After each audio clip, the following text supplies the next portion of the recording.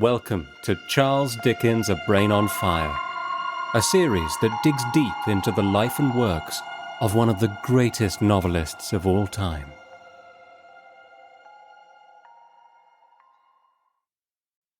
Hi everyone. It is now the season of brilliant autumn light, shorter days, angry sunsets, with leaves scattering themselves on pavements and pumpkins appearing outside front doors. This feels like the perfect moment to take a deep dive into the lazy tour of two idle apprentices, written by Charles Dickens and Wilkie Collins as they embarked on a journey to the northwest of England in the autumn of 1857. The Lazy Tour is an eccentric collection of travel writing with two fantastic ghost stories, The Dead Hand and The Ghost in the Bride's Chamber, buried in its pages. And there are other dark flights of fancy that crash in on the everyday. It is a work full of both silliness and mystery, and, in spite of its title, the action hardly ever gives in to any idleness. Its final chapter is a dizzying merry-go-round of the races at Doncaster, with the angelic appearance of a supposedly unknown woman who catches Dickens's eye, and strange sightings of the devilish murderer William Palmer, who, despite being 16 months dead, seems reanimated and to wander among the other seemingly respectable top hats. Returning to the podcast to guide us through this captivating collection is the inimitable Dr. Emily Bell, and reading excerpts from it is the brilliant actor Adam Cunis. One last thing. In this collection, Dickens writes under the pseudonym of Francis Goodchild, and Wilkie Collins becomes Thomas Idle. Emily, welcome back again to Charles Dickens' A Brain on Fire. It's so good to have you here. Thank you very much. It's good to be here, especially talking about some ghost stories for Halloween. Yeah, that's really fun, isn't it? So what's the book that we're looking at today? So today we're looking at the lesser-known Lazy Tour of Two Idle Apprentices, written by Dickens with Wilkie Collins in 1857. When you think of this one, and I know that you're working on this for OUP, but what are the things that first jump to mind when you consider this very eccentric book? That's a really good question. I think there's two or three things that mainly stick out. One of them is the fun insight we get into the relationship between Dickens and Collins, where we've got this conceit of them being two apprentices, taking names from Hogarth's Industry and Idleness, so Francis Goodchild and Thomas Idle. And the character that Dickens takes on, Francis Goodchild, is just incapable of being idle. The joke is they're going places to be lazy, and Collins's character, who's suffering from various ailments, is trying to be idle by sitting there and doing nothing. And Dickens's character, in keeping with what we know about Dickens himself, is trying to be idle by walking very far and going up a mountain and going to see the races and doing all of this kind of busy work that kind of just that's the humour of what we get in some of these chapters. And then we have these really quite striking ghost stories that are interpolated here between this kind of travel narrative, which are kind of Edgar Allan Poe-esque, uncanny, and really quite surprising, I think, to find in a story like this. And then there's also the Ellen Ternan element, which is, to be honest, the way that most people talk about this story. Often it doesn't get talked about for itself. It gets talked about because it comes out just when Dickens is starting to fall in love with Ellen Ternan. And he wants to go to Doncaster. We end up in the 5th chapter at Doncaster, where he sees a woman with lilac gloves and a bonnet with golden hair that is largely thought to be Ellen Ternan, that he's gone there because she and her family were in a play at the Theatre Royal in Doncaster at that time, and that he has travelled there so that he can pursue her right at that beginning of that relationship. Wow, I didn't know that at all. Wow, that's extraordinary. Yes, because Doncaster features quite a lot, doesn't it? It features in a kind of mad fantasy kind of way in one of the first ghost stories. But then, of course, they actually are at Doncaster at the end. But Dickens is at that point in his life falling in love, kind of having a midlife crisis in lots of ways. So it's very dizzying, a lot of what he jots down in the story, isn't it, I think? But what I found very interesting, I wonder what you thought about this, is because Charles Dickens is Francis Goodchild in the story and Wilkie Collins is Thomas Idle, it felt to me that Dickens, he has a mask to hide behind. So when his character is being slightly prodded by Wilkie Collins, Francis Goodchild has a habit of falling in love with lots of people at once. Yeah. Or he has a fiery dragon kind of personality where it's kind of extremes. If it was Charles Dickens' name in print in the story, I feel like he wouldn't tolerate it. Yeah, absolutely. And I think that's a really good point. And it's that fun play between fiction and autobiography. And in the third chapter, we have Wilkie Collins giving a kind of account of his life that is sort of autobiographical in that he was, going for the bar. He did have some of these experiences that he talks about, but that exaggerated, that kind of removal from who they are, it allows them to distance themselves to some extent. Yeah, absolutely. But I love the quote in the beginning of chapter 4 when Thomas Idle is kind of having a go at Goodchild. And he says, "I mean it. To me, you are an absolutely terrible fellow. You do nothing like another man. Where another fellow would fall into a footbath of action or emotion, you fall into a mine. Where any other fellow would be a painted butterfly, you are a fiery dragon. Where another man would stake a sixpence, you stake your existence. If you were to go up in a balloon, you would make for heaven. And if you were to dive into the depths of the earth, nothing short of the other place would content you. What a fellow you are, Francis." It's so good, isn't it? And is it Wilkie Collins writing that chapter? So this is another really interesting topic of who wrote what. So we don't have the manuscript for this, and there is a suggestion that perhaps we don't have the manuscript for this because it was deliberately destroyed to obscure who wrote what. And we can't know that, but all of the manuscripts were given to, in Dickens's will, to his friend John Forster. All of the manuscripts were meant to go to him, except for ones that he'd given away as gifts to other people. And this one, we just don't know what's happened to it. So John Forster suggests that Dickens wrote a lot of the first part, a lot of the second part, all of the third part except for Thomas Idle's reflection on his life, and all of the fourth part, but not the fifth part. The fifth part where he sees the blonde woman at Doncaster. So if we take that, then the bit where Thomas Idle is describing Dickens would actually be written by Dickens himself. Does he wear it as a badge of honour almost to say, oh yes, I'm an epic kind of person, I do the extremes? Is it? I don't know. I've not seen it jotted down anywhere where he seems to really be that honest about who he is. No. Or that self-awareness of who he is. He doesn't like to talk very autobiographically, really. There's a letter to Wilkie Collins where he gives some details about his life, and he says, I feel like an animal in a caravan that, the keeper has stepped away for a minute. He doesn't like to talk about his life. And obviously the things that come out later to do with working in the blacking factory as a child that he didn't tell anybody, there's that element. But there's also the fact that since the early 1840s, at least, newspapers and periodicals and the press have generally been trying to find out about his life and trying to read things into it. I mean, I think Dickens's character comes across as more fun, but they're both playing up elements of their characters. The kind of extreme with Dickens, who, sometimes walked 20 miles a day, and Wilkie Collins, who forever had a list of ailments and problems. And yeah. Is it Wilkie Collins who describes in huge detail cricket and the misery of fielding and being terrible at it? Yeah, absolutely. Whenever the ball came near him, he thought of his shins and got out of the way immediately. "Catch it! Stop it! Pitch it up!" were cries that passed by him like the idle wind that he regarded not. Never once through the whole innings did he and the ball come together on anything approaching to intimate terms. The unnatural activity of body threw Thomas Idle, for the first time in his life, into a perspiration, followed by a fever. Mr. Idle found himself confined to his bed for many weeks together, wasted and worn by a long illness, of which his own disastrous muscular exertion had been the sole first cause. The whole thing is such a rewarding read. Yeah. And really funny as well. Just that first chapter where they decide to just cast off and set off, and what was the reason for it?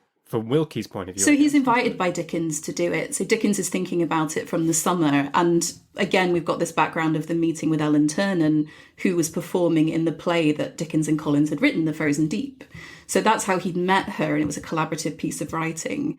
And Dickens sort of writes to Collins and say, do you want to do something? Is there any way you'd like to go for a bit of travel writing? Because they've both done this before. Wilkie Collins has written Rambles Beyond Railways. Dickens has written American Notes and Pictures from Italy. They've travelled to France and to Italy together. But the only two things that Dickens had in mind is he wanted to go up Carrick Fell, which is what we have in this first chapter. And then, yeah, it's great, and then he isn't it? very early decides that he wants to end up in Doncaster, where Ellen Ternan is performing at the same time that the races are happening. So those are the two things that they kind of set on as ideas of things to do, is go up Carrick Fell and end up at Doncaster, with the idea of writing letters that could then be published to appear the next month. That first chapter, when they go up the mountain in Cumbria, isn't it, Carrick Fell? And the two of them must have been quite famous celebrities. And so the local landlord, decides to take them up. Is that right? And he hasn't been up himself for 20 years. And the mist comes down and it gets very precarious and dangerous. And something happens to Wilkie, I believe. Yes, it does. Oh, do we want to spoil or not spoil? This is a really difficult one. Oh, I think we're going to have to just unroot some of it, aren't we? Yeah. So Wilkie twists his ankle, and then essentially they've got this panic as the mist has descended and they don't know how they're going to get down again. And this really did happen, and Dickens was concerned that they'd never make it to Doncaster because he thought he would be off his foot for a month, that he really did hurt himself. And it was a previous injury as well. So he slips as they're heading down. They're desperately trying to get off the mountain, and as the fog lifts, they discover that they've been off it for probably about a mile, and they've magically found their way down. I love that. They're walking really carefully for ages in the mist, scared of falling and tripping and slipping, and they've been off it for ages.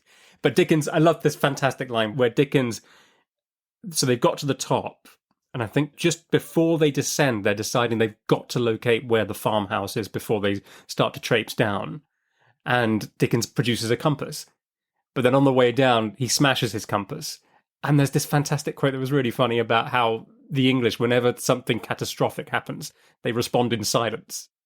Yeah, absolutely. He just picks up the bits of his compass, puts it back in his pocket, and they trudge on. And the wonderful joke that they're making is about travel writing, really, is they make this excursion. Everybody tells them nobody goes up Carrick Fell. There's no point in doing this. The innkeeper hasn't been up for 20 years. They trudge up. Thomas Idle has that feeling that we all have, I think, looking at a mountain where you think, oh, the only thing that's going to get me up this is me. And some of us might think, I'd rather not. So he's got that feeling. We're told that the innkeeper and Dickens's character are alternating who's in front, but Wilkie Collins's character is always at the back. Always at the back. And he's the youngest as well, isn't he? He's only about 33, I think, isn't he? But he does have ailments, doesn't he? He's quite a sickly guy. Yeah, he does suffer with a lot of problems. Yeah. Yeah. And then they get to the top of this mountain, the mist descends around them, and what do they see? Nothing. Yes. This great kind of act of travel writing, of getting to this place, choosing to do this wonderful journey to find that you cannot see anything. And then as they're going down, you have the injury just to add on top of that. Yes, but Dickens has form with climbing mountains, doesn't he, in an ill-advised way. So Vesuvius in Italy, when it's erupting, he decides it's a good idea to just go in the dark as well. I think he does it, doesn't he? And he sticks his face in it. He sticks his face in Vesuvius, and he and the other men who've gone up have kind of ashes and bits of fire on their clothes they have to put out. Yeah, his clothes burn, don't they? Yeah, craziness. So they manage to get down from Carrick Fell. We know this because it's very early in the book. So for anything else to follow, they have to make it out alive. They get back, and then that, I think, leads us into the second chapter, which takes us to our first ghost story, which I think is an excellent one, isn't it? Do you want to set it up? And we're probably going to have spoilers. I think that's fine. We'll see how we go. Right, so the first ghost story is largely written by Wilkie Collins. Bits of the chapter are also written by Dickens, but the ghost story itself would later be published as The Dead Hand. And it's told to us by the doctor who is treating the twisted ankle of Collins's character. And the doctor, Dr. Speddy, tells us this story of a friend of his, Arthur Holliday, going to stay in an inn. During the races, essentially, it's very busy. There's one room, someone else has already turned it down. And the innkeeper says to him, you can stay there for 5 shillings. So, but there's somebody else in the room. You won't have the room to yourself. This is fairly common for inns, especially at busy times. And he says, oh, well, I don't know about that. Is he quiet? Yes, he's very quiet. Is he asleep? Yes, he's already asleep. He's a very quiet sleeper, said Arthur. Yes, said the landlord, very quiet. Young Holiday advanced with the candle and looked in at the man cautiously. How pale he is, said Arthur. Arthur looked closer at the man. The bedclothes were drawn up to his chin, and they lay perfectly still over the region of his chest. Surprised and vaguely startled, Arthur stooped down closer over the stranger, looked at his ashy, parted lips, listened breathlessly for an instant, looked again at the strangely still face and the motionless lips and chest, and turned round suddenly on the landlord, with his own cheeks as pale for the moment as the hollow cheeks of the man on the bed. "Come here," he whispered under his breath. "Come here, for God's sake. The man's not asleep. He is dead." "You have found that out sooner than I thought you would," said the landlord composedly. There is a dead body in this room. Both of the ghost stories in The Lazy Tour of Two Idle Apprentices are really interesting to do with time. And I think the descriptions here of the passage of time, he finds some riddles, he tries to pass. An hour passes as he does these riddles, and he's survived 1 hour in the room with this dead body. And then he notices that it's moved. And this hand is hanging off the edge of the bed, this pale, bony hand. And he's looked at the body, a doctor has looked at the body, he was sure that this person was dead. I think it's a really excellent story, isn't it? The suspense, it's actually genuinely quite frightening, this one, because you've read quite a few ghost stories from the 19th century, and most of them don't actually make you feel frightened. You can enjoy them and all of that, but this one is really quite atmospheric, isn't it? All the time, as you're saying, Arthur Holliday is in the room with the supposed dead body and trying to pass the time with riddles and stuff like that. And the candle's burning down, isn't it? And he fumbles with the candle and the light goes out and all of that. And he's aware that there's still somebody in the inn, but they're about to leave. So if he's going to say anything, if he's going to move, he's got to do it before that happens. So all this sense that time is passing, that he's increasingly isolated, of how much time you have with the candle before, it's completely going to go out and it can't be relit. Yeah, it's really tense. And he's too embarrassed, isn't he? This is so British as well. He's too embarrassed to go down and get another light for himself before it all shuts up downstairs. He doesn't want to be laughed at. No. Which I think is such a nice touch. Absolutely. And also that the innkeeper has said, I'm going to keep your 5 shillings either way because, I have given you a room, I have given you a bed. So there's an element of pride there for this character. He lighted the candle again, and on the instant of its burning up, the first object in the room that his eyes sought for was the curtained bed. Just before the light had been put out, he had looked in that direction and had seen no change, no disarrangement of any sort in the folds of the closely drawn curtains. When he looked at the bed now, he saw, hanging over the side of it, a long, white hand. It lay perfectly motionless, midway on the side of the bed. Nothing more was visible. The clinging curtains hid everything but the long, white hand. So, but what I find interesting about this first dead hand story, compared to the Ghost in the Bride's Chamber one later on in chapter 4, is that Wilkie Collins, he really puts himself at a distance from it, doesn't he? He puts Dickens in the room with the doctor, telling the story of someone he knew, Arthur Holliday, going to the inn in Doncaster. So it's just interesting that Dickens, in his one, he's the one that's experiencing the story. He's right in the middle of the story. I know we haven't quite got there yet, but I just thought that was very interesting that the reality and the fiction seems more easily overlapping with Dickens. They're brought closer together often, whereas Wilkie, is that right? Would keep more of a, would use more of a framing device, or perhaps, or that's a really interesting point. Is that too much? Yeah. Yeah, I wonder if it's partly to do with the conventions of ghost stories, right? That are often reported at quite a level of remove, and that something like The Turn of the Screw, the framing narrative of that is that there's a Christmas party and someone has this story from the governess.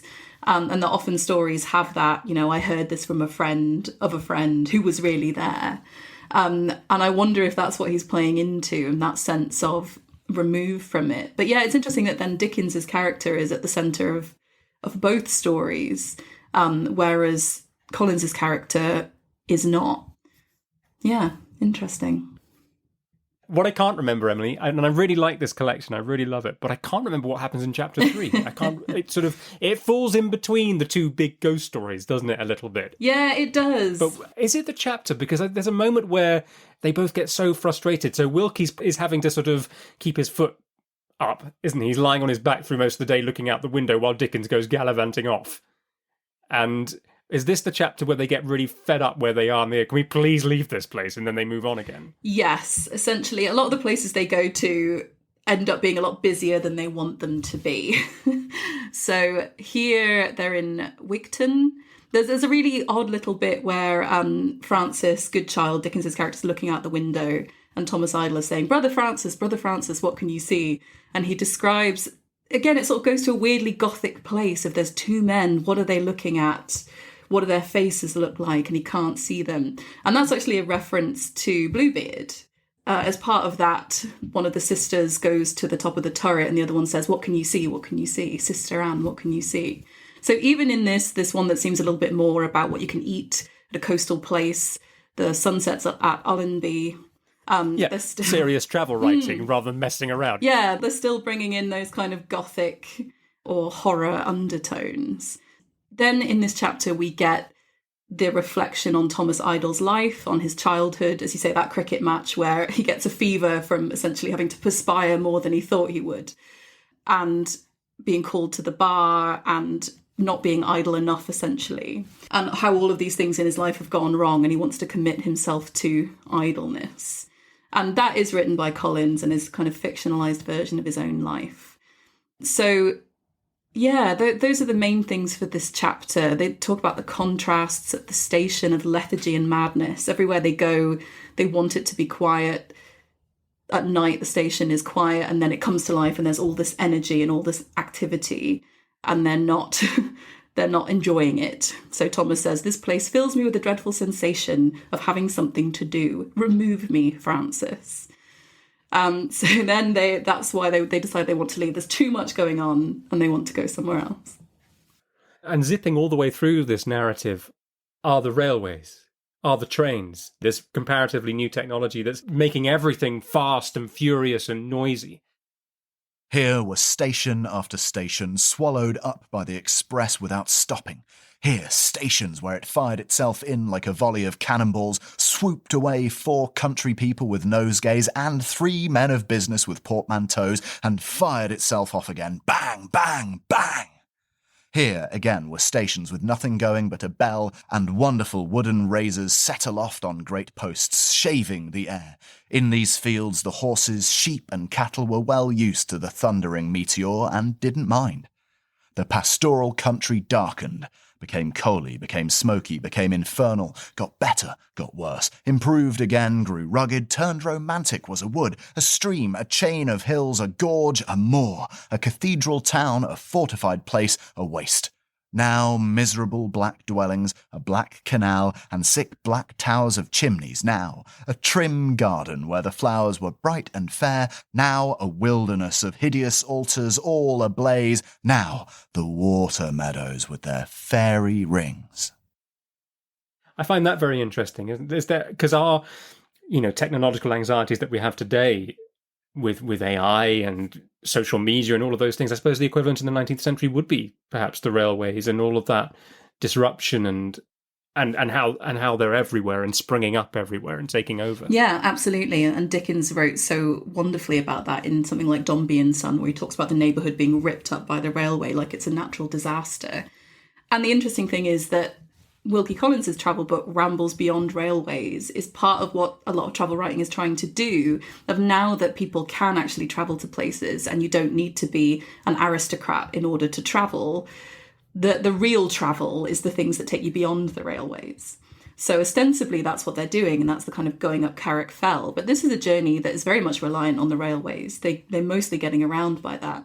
So that sense of travelling without purpose and the fact that for the first time, essentially in history, people with less money, you still need some money, but people with less money can travel and can go to the coast, and you get these Victorian seaside towns, and you get, you know, people travelling for the races and things like that. This busyness and this sense of tourism is new to the 19th century, and it's really facilitated by the railway. There we go. That's a good summation of chapter 3. Well done. Let's get into the more fun ghost stories in chapter 4. Yeah, let's do it. All right, so chapter 4, which is enormous fun. I don't know where to start. You go for this one for us, Emily. Oh, okay. So we start actually with this wonderful description from Thomas Idle of good child. Dickens's character is just unable to play, that he's unable to be lazy, he's unable to be idle. And this feeds into the ghost story, because we find out that the ghost would be freed if 2 living men could stay awake and listen to his story.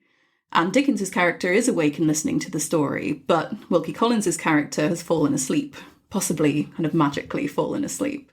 So there's difference between them, of the one who is always on and can't turn off, and the other one who is very low energy, is part of what's at play in this ghost story. And it's a wonderful story. I find it so fascinating. And those resonances with Dickens and Ellen Ternan as well, because the bride, I don't know if you clocked that her name is Ellen. I can't believe I didn't clock that the bride's name is Ellen. I think because this is such a great story, we should just go for it, shouldn't we? And just don't worry about revealing too much of it, because people listening can switch off if they want to pick up the book first and come back. Do they arrive at this old house, both of them, first of all? Goodchild and Idle, is that right? Yeah, absolutely. So they arrive at this place that they're staying, and at the time they arrive, about 6 o'clock, there are 6 old men dressed the same, and that's what Goodchild notices. Sort of saying it's a bit weird. There's these 6 men just kind of parading up and down the stairs around the servants and things, but nobody seems to be paying very much attention to them. They're never in the way. So, okay, that's a little bit odd. And then when they're in their room at night, the clock strikes 1. The door has been banging periodically, but at 1 o'clock, the door opens and there's a man, and he comes in and he starts to tell this story. And there's 2 parts of the story. There's what's happening to the ghost, and there's why it's happening to the ghost. So what's happening to the ghost is, as the clock strikes every hour up till 12, another version of him suddenly is brought to, I say life, but suddenly manifests. So by noon, there are 12 of these men. Yeah. Here you've got a ghost story told by a ghost. The door opened, and one old man stood there. He had come in and shut the door, and he now sat down. He did not bend himself to sit, as other people do, but seemed to sink bolt upright, as if in water, until the chair stopped him. And also Dickens is put under a spell, isn't he? These bolts of fire shoot out of the ghost's eyes. Mr. Goodchild believed that he saw threads of fire stretch from the old man's eyes to his own, and there attach themselves. He had the strongest sensation of being forced to look at the old man along those 2 fiery films from that moment. It made me think of Dickens and mesmerism and his obsession with that mind control. Yeah, absolutely. And then when there are 2 of them, he's got the 4 beams that are keeping him fixed in place. So yeah, I think you're absolutely right that mesmerism is part of what's going on here. And as you said, really interesting contrast with the other story of we're getting the story from the ghost himself versus the levels of distance in Collins's story. So we have this one man at 1, we have 2 men at 2, and he tells us that every hour up until 12, there's a new version of him. And then they all wait in horror until midnight, when they are all hanged against Lancaster Castle wall with their face to the wall, so that he can feel 12 times the pain of execution. They hang condemned criminals at the castle, I believe. I believe so, said the old man. Are their faces turned towards that noble prospect?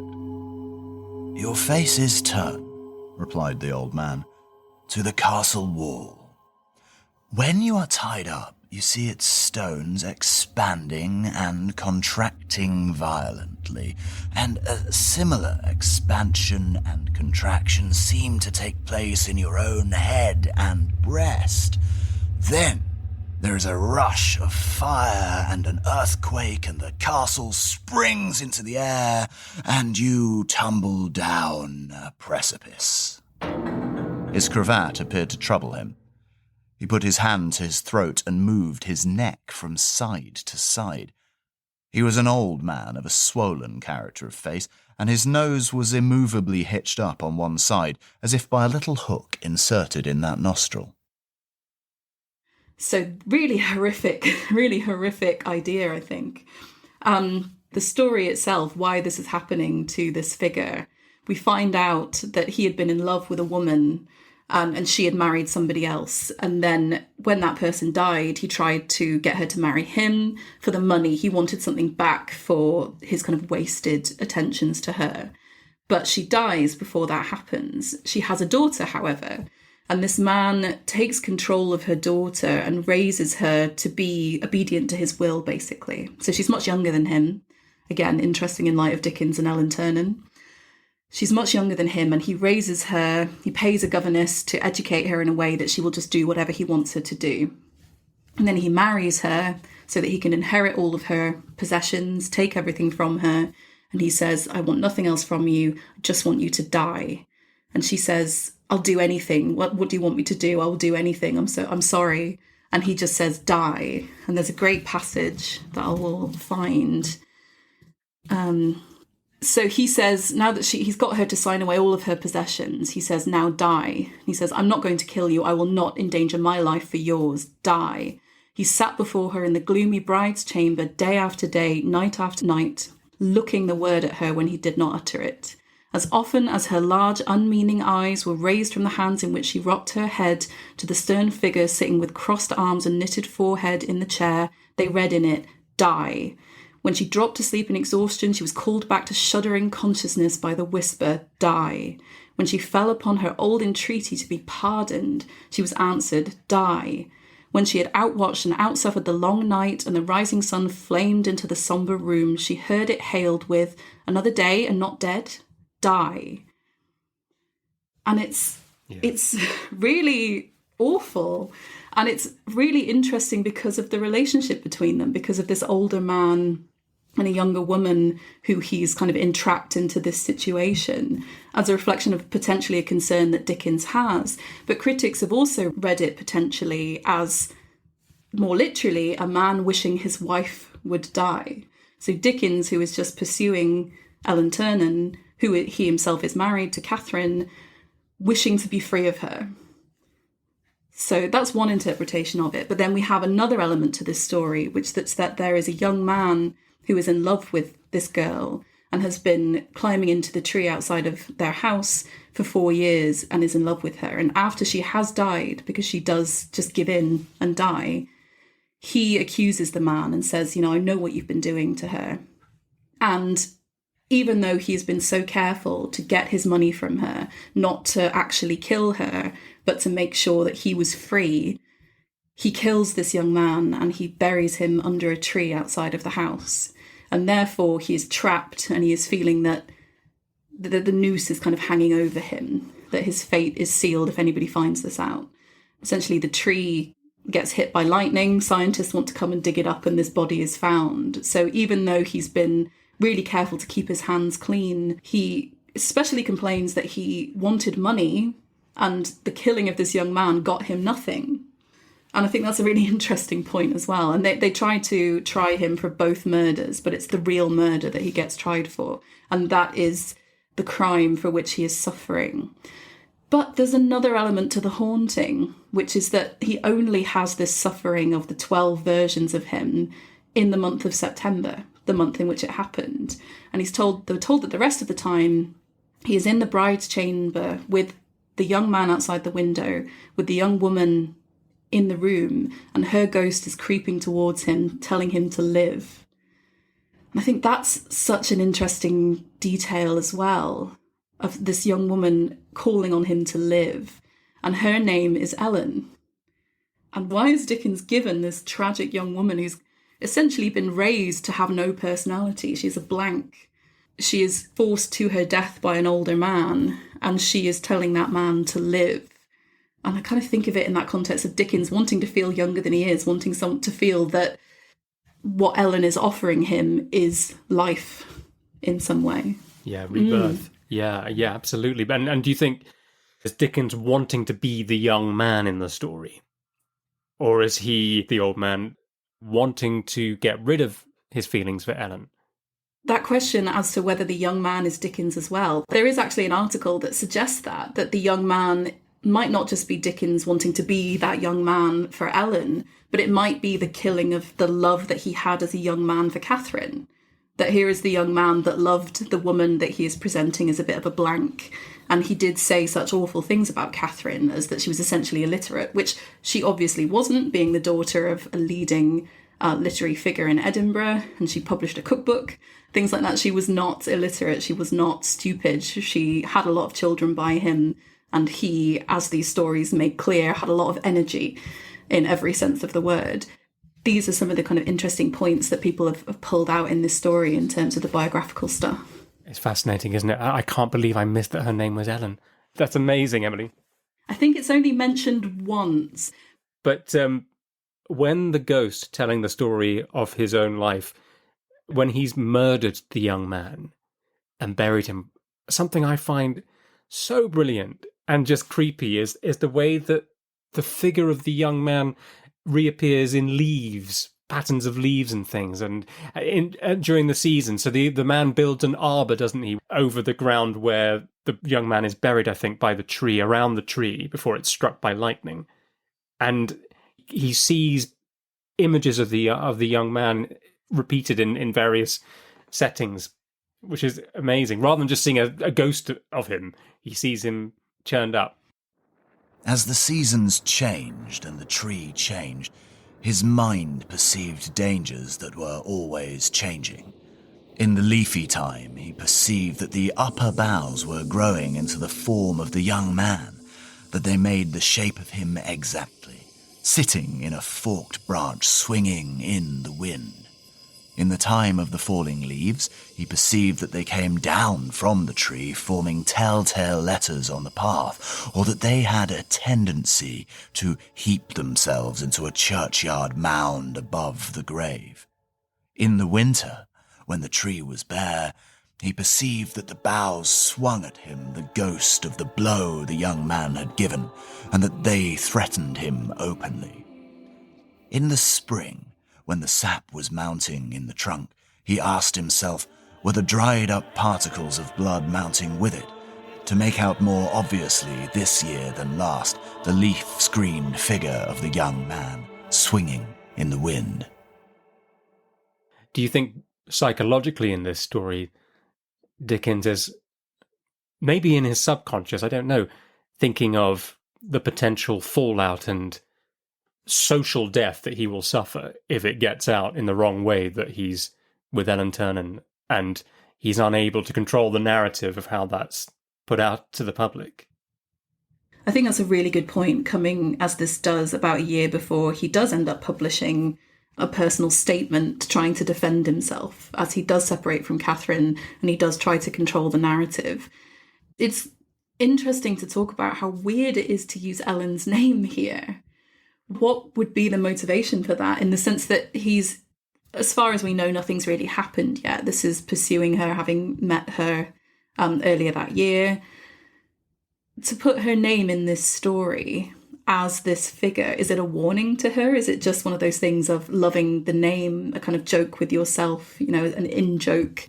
Because he does use her name in other ways. In the Mystery of Edwin Drood, we have Helena Landless, and Ellen's middle name was Lawless. So Helena Landless, Ellen Lawless. There seems to be some kind of mention there, but that's a much more flattering picture. She's a much more interesting, rounded character for that in-joke. But it's not a flattering picture. I wonder if it's a sort of warning in that very psychological sense, or if it is just for him that in-joke of the pleasure of using her name. Do you think Wilkie Collins was completely innocent of what was potentially brewing there, and he just jots it down, sets it down as a thing? Or, well, so the suggestion that I've heard is that perhaps Dickens wrote this section, and the reason that the manuscript is gone and that Forster claims that Dickens wrote this entire chapter was to obscure the fact that Dickens wrote that section. But all Collins really has to say about it is that a lot of the sections they wrote together in Dickens's Swiss chalet, the kind of little wooden house that he had at the end of his garden. So very private, nobody else could say exactly who wrote what. And I think their styles do blend together really well here in a lot of different ways.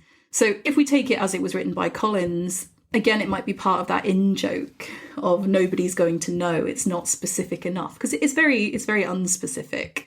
So it says, Mr. Goodchild would appear to have been by no means free from lunacy himself at traces, though not of the prevalent kind. He is suspected by Mr. Idle to have fallen into a dreadful state concerning a pair of little lilac gloves and a little bonnet that he saw there. Mr. Idle asserts that he did afterwards repeat at the Angel, with an appearance of being lunatically seized, some rhapsody to the following effect. Oh, little lilac gloves, and oh, winning little bonnet, making in conjunction with her golden hair quite a glory in the sunlight round the pretty head. Why anything in the world but you and me? Why may not this day's running of horses to all the rest, of precious sands of life to me, be prolonged through an everlasting autumn sunshine without a sunset? Slave of the lamp or ring, strike me yonder gallant equestrian clerk of the course, in the scarlet coat, motionless on the green grass for ages. And it continues and ends with it that I, loving the little lilac gloves, the winning little bonnet, and the dear unknown wearer with the golden hair, may wait by her side for ever, to see a great Saint Leisure that shall never be run. So maybe it's a little in-joke, and it specifically says unknown wearer of the bonnet, but it fits with that joke at the beginning.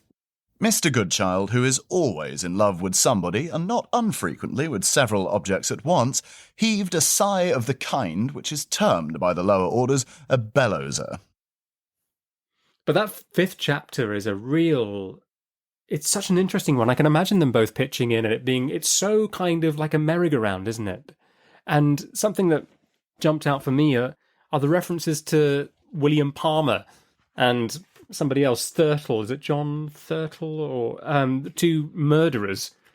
And it turns out that the waxworks of these two murderers had been on at Madame Tussauds. And I wondered, how are they put into this chapter as being seen in Doncaster? I wondered whether the waxworks had toured to Doncaster that week or something, because it's so strange. The case of William Palmer was the year before, I think, in 1856, and he was a poisoner. It's such a strange, macabre kind of dance of killers. Yeah, it's really interesting that he mentions Palmer, because Palmer was known for being addicted to racing. So this was a sensational trial the summer before, and there was an essay that Dickens wrote on the demeanour of murderers the year before. But I think the connection here is to racing, and Thurtell as well was a gambler. So there's something here that Dickens is saying, which he says in his articles about capital punishment as well, about crowds facilitating crime. And I think it's an interesting comment there on the connection between gambling and the love of this kind of thing and more serious crimes like murder, that these are two murderers who are known for being gamblers or addicted to racing or in some way interested in horse racing. And is it a case that they witness these murderers? They just see people that remind them of the appearance of these murderers that they've seen? Yeah. Yeah, and that sense of people all being crammed together, I think, that there could be murderers there. There certainly would be pickpockets and other kinds of criminals there, that everybody is kind of descending on this location, enjoying the races. There is this element of observing people, but there is also this criminality of, what is it actually that we're enjoying? What is it actually that we are or should be getting from this? All degrees of men, from peers to paupers, betting incessantly, keepers very watchful and taking all good chances, an awful family likeness among the keepers to Mr. Palmer and Mr. Thurtle. Mr. Palmer passes me 5 times in 5 minutes, and so I go down the street. The back of Mr. Thurtle's skull is always going on before me. And then a very, very funny random thing about how horses are ridiculous. I object first to the personal appearance of the horse. I think his nose too long, his forehead too low, and his legs ridiculously thin by comparison with the size of his body. Again, considering how big an animal he is, I object to the contemptible delicacy of his constitution. Is he not the sickliest creature in creation? Does any child catch cold as easily as a horse? Does he not sprain his fetlock for all his appearance of superior strength as easily as I sprained my ankle? What a fool the horse is. What a poor, nervous fool. He will start at a piece of white paper in the road as if it was a lion. His one idea when he hears a noise that he is not accustomed to is to run away from it. What do you mean by laughing and shaking your head at me? They're hardly idle at all. It's nothing like what the title suggests. Yeah, it's definitely a misleading title. And again, the genre is so weird because it is this mix of travel writing and tries to have this gossipy tone of this is what it's like to be in Doncaster at this time. Here is Carrickfell. This is where you can get to on the train and have these experiences. And then this sort of autobiographical stuff and this very, very fictional set of ghost stories. So we're on a real spectrum here of observation of people that Dickens was so good at and kind of characteristic comic exaggeration of other people and of themselves. And then these ghost stories. And I think I would probably find it less strange if it was a Christmas story. But coming as it does in October, it seems unusual. Yeah. One little image I like is just before, I think, the ghost story in chapter 4. Both Dickens and Wilkie Collins are lounging about, aren't they? And they're smoking, and there are these wreaths of smoke coiling above their heads. It reminds me of that Dickens painting where he's sat and you have the fog around him and all the characters appearing. It's as if these two writers can't quite shut down their fancy. They can't escape the workings of their imagination. Especially at night. Yeah, at night, of course. Yeah. Yeah. Especially at night. And then they talk about dreams at some points as well, of kind of coming back to reality from dreams. I think when Francis Goodchild has taken Thomas Idle downstairs to get away from the ghosts from chapter 4. But as you say, really interesting there that fancy is making them play with each other as well, in that reference to Bluebeard of Brother Francis, what can you see? That they are fictionalizing their own lives as they're living it seems. And as people doing travel writing, that's kind of part of that process. But both of them as people who do journalism and travel writing and fiction, and that growth of sensation fiction that Wilkie Collins is starting to become known for by this point, because this still predates his major successes that we might know about, The Moonstone and The Woman in White, but he is already getting that reputation. That it's an interesting mix of all of those things coming together. And I think for their creative and collaborative pieces, one of the most successful. It's a shame about the title and that this framing from Hogarth doesn't really work, because Hogarth's apprentices, one of them ends up being hanged. It's meant to be a kind of, again, a doubling story, which is interesting for the young man and the old man and the brother and the half-brother, of one apprentice that succeeds and one apprentice that descends into kind of infamy until he ends up being hanged at Tyburn. But that's not what we have here. We're told at the beginning they're essentially the same. They're not quite the same, but unless they're making a very unflattering comment on Collins, that association of one with Francis Goodchild and Thomas Idle with the other isn't doing very much beyond just kind of animating that beginning of the story. Yeah. Do you think in terms of their writing styles, did they meld their style a little bit to meet each other, where these chapters have them both writing them? Did Wilkie Collins try and be more like Dickens, and Dickens concede to be a bit more like Wilkie Collins, maybe? I don't know. I think to some extent, I think a lot of people would find it surprising to think that Dickens ever conceded. Yeah, as soon as I asked that question, I thought there's no way that this was a even relationship. Yes. No, and the major book on Dickens and Collins is called Unequal Partners. Okay. So they're really interesting, though, because Dickens had so many people who were writing for household words, like Collins did, that were eventually called Dickens's young men and were accused of imitating his style. But Wilkie Collins was never one of them. He did have his own style. Again, with the writing of this, because we don't have the manuscript, we do have manuscripts of other things they wrote together, like The Perils of Certain English Prisoners, for example, and you can see who wrote what. But Dickens was a very heavy-handed editor, and I can imagine Collins not quite capitulating to it the way that some of the other writers did. He never did quite become one of those young men that just imitated Dickens. But I can't imagine Dickens really coming to Collins's level. I was going to say down. I don't think that's fair. But, you know, there was a mutual influence in that Dickens, in writing something like A Tale of Two Cities, even Edwin Drood, was trying to take on more of that sensationalist style that Collins was better known for and arguably better at. So he definitely recognised and respected Collins as a writer of his own. But I imagine if anybody was having to meet in the middle, it would be Collins, and that middle would be very much the other way. Yeah, sure. Thank you so much. It's been so great to talk to you about this one. And really, I think everyone should read it, shouldn't they? Everyone listening to this episode should pick this up, especially for Halloween, because the ghost stories inside it are great. And there is that supernatural tension running through it in other places where you don't expect it as well. Yeah, absolutely. I think they're really evocative stories, and they're really unusual in how they play with time and how they play with doubling. And they're so well written, and they do create tension in such interesting ways.